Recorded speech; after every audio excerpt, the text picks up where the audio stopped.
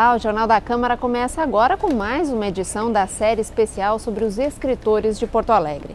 E o nosso convidado de hoje é responsável por uma obra já clássica e fundamental da capital gaúcha, Luiz Augusto Fischer, autor do Dicionário de Porto Alegrense. Eu estou aqui enchendo a bola, como diz o verbete lá do dicionário, mas não é à toa não, porque além do dicionário também tens uma obra bastante grande com crônicas, ensaios. Bem-vindo ao Jornal da Câmara. Muito obrigado.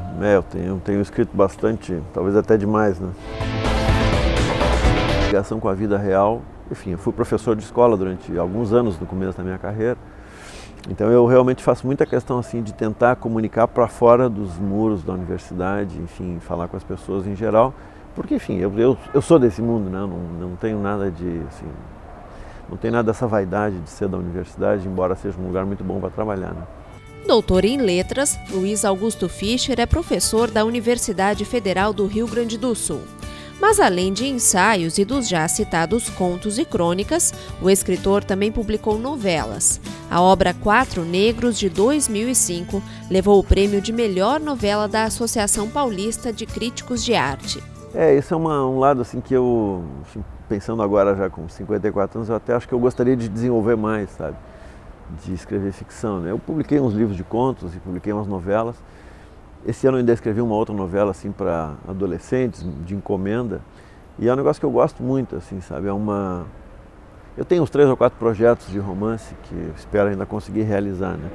É um tipo de desafio assim para mim, né? Que, como eu estava dizendo antes, como eu passo explicando por que os grandes são grandes, para mim é um desafio legal, porque em parte eu conheço aqueles bastidores, né? E então eu meio que ao escrever ficção eu meio que converso com os meus grandes, né? Eu fico pensando e tal, e crio uma cena, imagino como é que eu podia desenvolver melhor. É legal, do ponto de vista pessoal é um trabalho dos mais prazerosos que tem exatamente pelo desafio, né? Explica pra gente então, por que os grandes são grandes. Putz, aí é difícil. Tem os caras assim que eu mais leio, assim, com mais assiduidade, né? São caras que realmente têm uma obra muito vasta e muito heterogênea. Curiosamente, assim, os escritores que eu mais gosto são caras que escreveram ficção, escreveram não ficção, escreveram crítica literária, escreveram crônica. Então, eu acho que um pouco assim eu gosto desse universo multifacetado, né? Um dos motivos, pelo menos 2 dos grandes que eu leio sempre, né, o Machado de Assis e o Jorge Luiz Borges, são caras assim, que escreveram milhares de páginas, né? Não quero me comparar com eles ainda. Espero pelo menos não fazer feio perto deles, né? Mas eles são grandes em parte por isso, assim, porque eles aceitaram os desafios da época.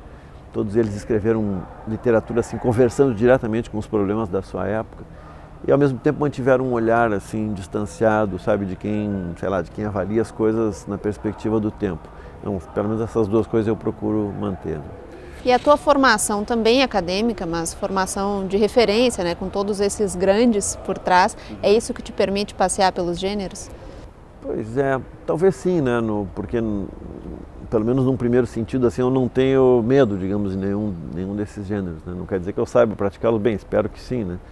Mas, enfim, o fato de eu conhecer, de ter, por exemplo, meu doutorado é sobre a crônica do Nelson Rodrigues, né? Então, eu passei anos estudando aquilo ali para tentar entender o mecanismo, quase como alguém, sabe, antigamente pegava um relógio para desmanchar ou abria o rádio para ver como é que ele funcionava, mais ou menos isso foi o que eu fiz.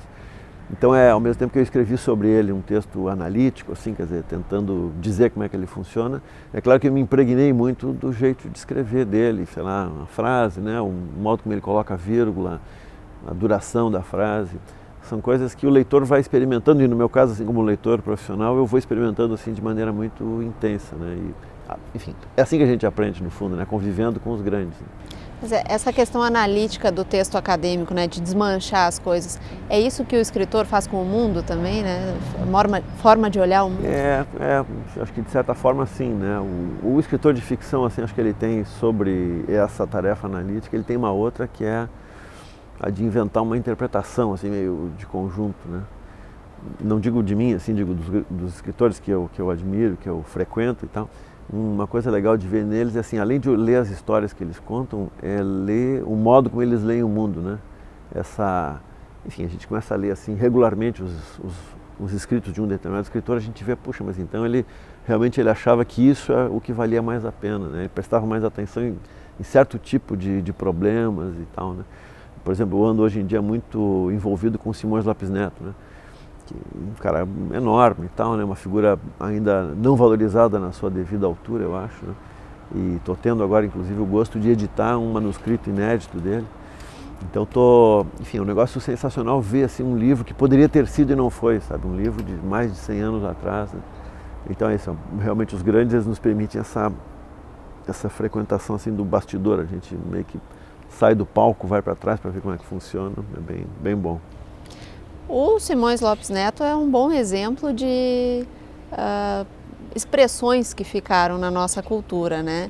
E a tua preocupação também com a questão da língua ser um ser vivo, né? Te levou ao dicionário de porto-alegrense? O dicionário de porto-alegrense ele é bem o caso, assim, numa brincadeira que deu certo, né? Porque eu, além de ser professor de português e literatura, eu sou filho de professor de português, então eu tenho desde casa, assim, um gosto, assim, por pensar sobre a língua, entendeu? Me lembro de cenas, assim, de eu menininho perguntando para o pai o significado de palavras, de modo como ele me explicava.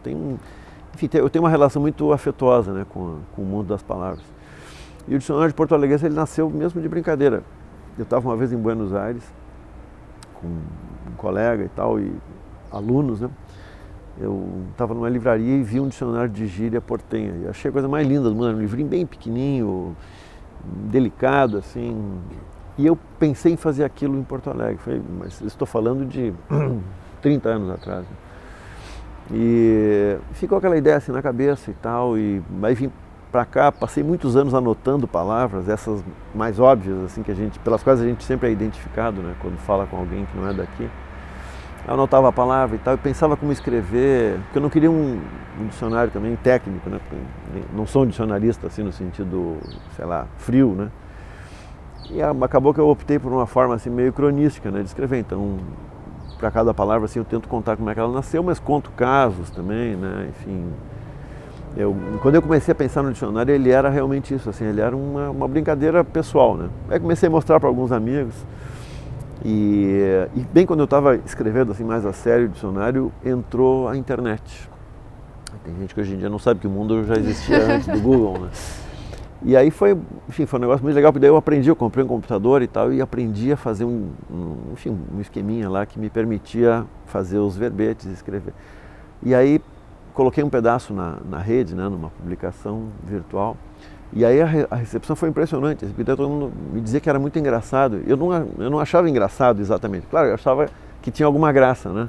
Mas não assim que fosse uma coisa de dar risada. E o resultado foi esse, né? Que as pessoas leem com muito prazer, assim. Já são quantas edições? Sabe que na verdade eu perdi a conta, porque eu comecei numa editora e troquei para outra. Mas assim, certamente já vendeu mais de 30 mil exemplares, né? E continua circulando muito. Se tem um autor satisfeito com a sua obra, sou eu, entendeu? Nesse sentido, porque o que eu já recebi de agradecimento e tal, assim, tipo, assim que saiu a primeira edição, me lembro de um senhor gaúcho que morava no Rio, velhinho, assim, tinha mais de 80 anos, me mandou uma carta, ainda tenho guardado, uma carta de várias páginas, escrevendo colaborações para uma nova edição e me dizendo assim, o senhor não imagina, o senhor me devolveu a minha infância e tal, né? Pô, imagina que prazer eu proporcionei pro cara, né? Fazendo uma brincadeira que... E que importância tem a língua, né?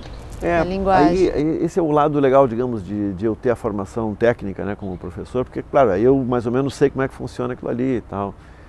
Eu sei que um dicionário pode ser frio ou quente, que ele pode ser autoritário ou mais acolhedor e tal, né? Então, claro, eu fiz opções ao escrever, né? E é isso, enfim, já tive até os meus 10 minutos de fama, já dei autógrafo até no supermercado, enfim. O dicionário realmente é um livro que me deixou muito feliz, me deixa ainda hoje. O Dicionário de Porto-Alegrense foi publicado pela primeira vez em 1999. Naquele ano foi o livro mais vendido da Feira do Livro de Porto Alegre. E é esse o maior desejo de um escritor, atingir o seu leitor? Claro, certamente, né? E, em geral, eu acho que o escritor pensa de uma maneira assim, um pouco mais fria, para usar a palavra, né? Porque a literatura é uma arte muito, muito peculiar, né? De todas as artes que existem, a literatura ela é a mais individual de todas, né? Porque a escrita é necessariamente uma coisa individual, mesmo que tu mostre para alguém, a hora da escrita né? E tu faz aquilo privadamente, sei lá, ao contrário do ator, por exemplo, do músico que toca na frente de gente, né? Então o escritor é um cara que escreve sozinho e a leitura, né, a outra ponta também é uma coisa sozinha, por mais que tu possa compartilhar. Então. Então é uma arte curiosa porque ela tem muita força, mas é uma força que depende de dois indivíduos, né, em cada ponto. Então, sei lá, o que eu imagino de melhor? Assim, realmente é isso, né, que o meu leitor vive uma experiência intensa ao ler o texto. Né? Pode ser para ficar muito feliz ou para ficar muito triste, não importa. Né?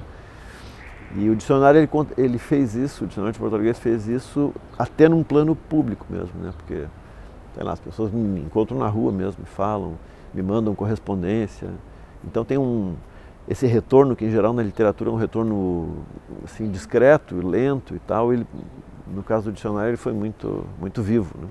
Mas a tua figura também tem essa questão de estar presente na sociedade, né? Como cronista, como colunista, a crônica que é tida como um gênero tão brasileiro, né? Talvez até por isso desse contato. Tu achas que é a melhor forma para ter também um retorno dos leitores? Ah, certamente.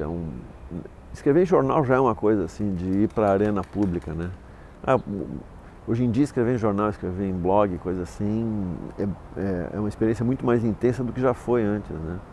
Porque hoje em dia tem aqueles caras que se aborrecem contigo, te mandam um e-mail assim, te espinafrando até a 10ª geração. Tem muita facilidade hoje em dia de comunicação e de contato, né? Isso é uma das coisas que não sei o que vai fazer com o destino da literatura, né? Porque era muito mais raro acontecer de o leitor ter contato com o escritor. Eu acho em geral bom isso, né? Mas também tem esse negócio assim de a gente, sei lá, perder um pouco assim de uma coisa importante que é o momento privado, né? Sei lá, a reação é legal, mas é mais legal ainda o cara conseguir... Bom, isso todos nós que somos leitores sabemos, né, como é importante.